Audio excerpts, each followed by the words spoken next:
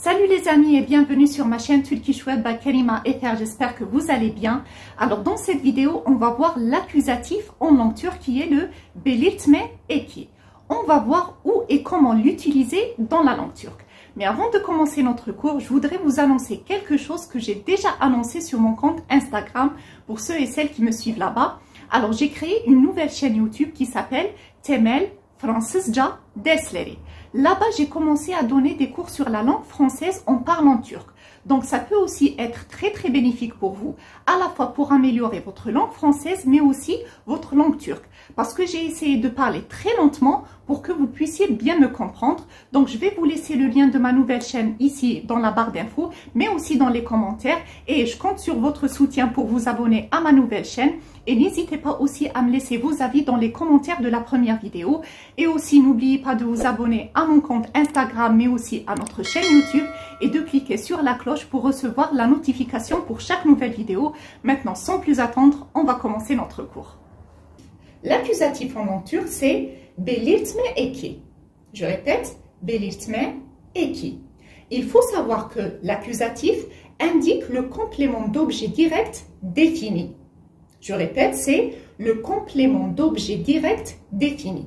C'est-à-dire qu'ici, on parle d'un objet ou bien d'une personne qui est définie, précise, qu'on connaît. D'accord? Et quand on n'utilise pas l'accusatif, c'est-à-dire qu'on parle d'un objet quelconque.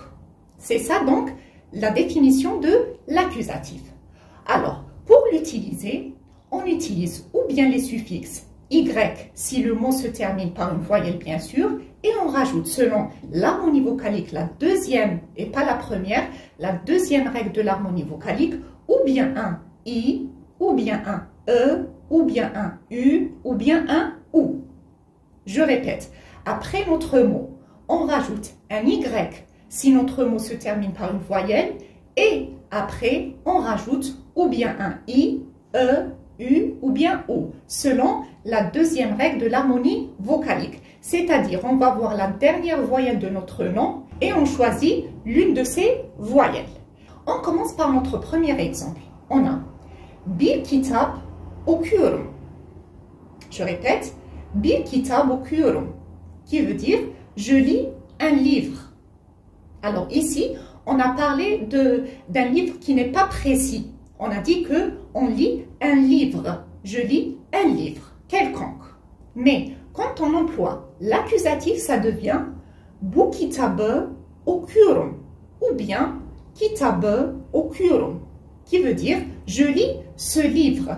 Je lis un livre qui est précis. Je lis le livre et pas un livre. C'est pas n'importe quel livre. Non, je lis un livre qui est défini et pas indéfini. Donc ça devient bu kitabı okuyorum. Vous avez remarqué que kitap est devenu kitab ici, parce qu'ici on a rajouté un suffixe qui commence par une voyelle. On a utilisé la règle ketchup.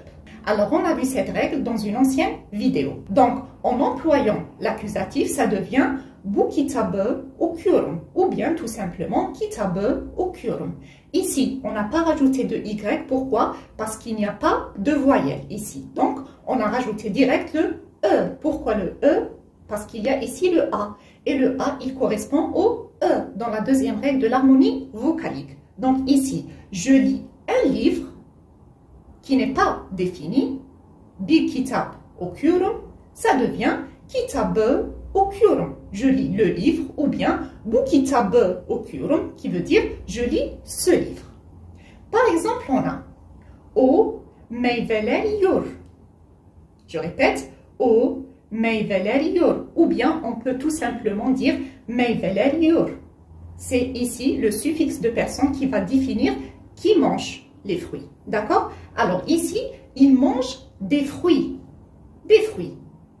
D'accord? On n'a pas défini les fruits. Il mange des fruits. O meyveler yiyor. Alors, avec l'accusatif, ça devient o meyveleri yiyor. I meyveleri yiyor. Comme vous le voyez, on a rajouté le i. Pourquoi le i? Parce qu'ici, il y a le e. Et le e, il correspond au i dans la deuxième règle de l'harmonie vocalique. Donc, ça devient meyveleri. Les fruits. Il mange les fruits. Alors ici, on a parlé de fruits définis. D'accord? Indéfini, défini. O meyveleri yiyor. C'est-à-dire, il mange les fruits. C'est quelque chose qui est défini. Par exemple, on a ben onları görmedim. Ben onları görmedim. Qui veut dire je ne les ai pas vus. Ici, on a utilisé l'accusatif avec un pronom personnel.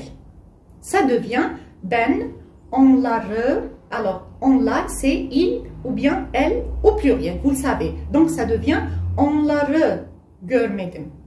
Je ne les ai pas vus.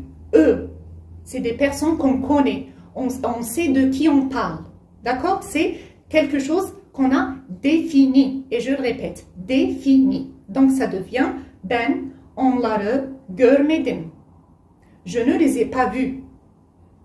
Ou bien, par exemple, onu bekliyorum, qui veut dire je l'attends.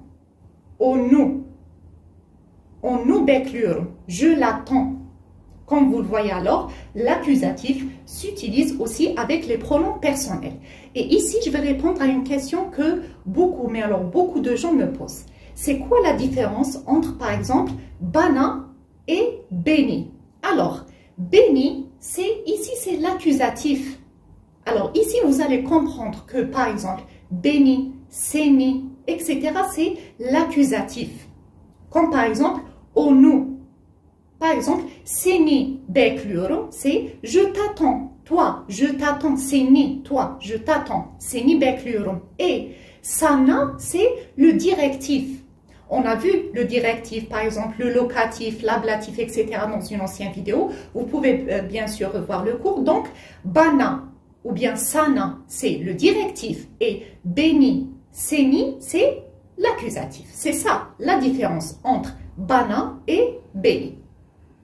On a aussi Ayşe'yi bekliyor, qui veut dire il attend Ayşe. Alors ici, on a utilisé l'accusatif avec un nom propre. Alors comme vous le voyez, quand c'est un nom propre, on sépare le suffixe du nom. Ça devient Ayşe'yi bekliyorum. On parle d'une personne bien précise, cette Ayşe, et pas n'importe quelle Ayşe, cette Ayşe. D'accord? Ayşe'yi bekliyor. Il attend Ayşe. On a aussi annemi görmek istiyorum. Annemi görmek istiyorum, qui veut dire je veux voir ma mère. Alors ici, on a la possession. Annem, c'est ma mère. Donc, on peut aussi utiliser l'accusatif quand on emploie la possession. Annemi görmek istiyorum, c'est-à-dire ma mère. Là, on renforce. D'accord? Annemi görmek istiyorum. Je veux voir ma mère. Donc, on emploie l'accusatif quand on veut exprimer le complément d'objet direct défini, c'est-à-dire une personne, un objet, un lieu qui est bien défini. Ce cours sur l'accusatif est terminé. Si vous avez des questions, n'hésitez pas à les poser en bas de la vidéo ou bien sur mon compte Instagram. Moi, je vous donne rendez-vous très bientôt pour une nouvelle vidéo. D'ici là, prenez bien soin de vous les amis. À très bientôt.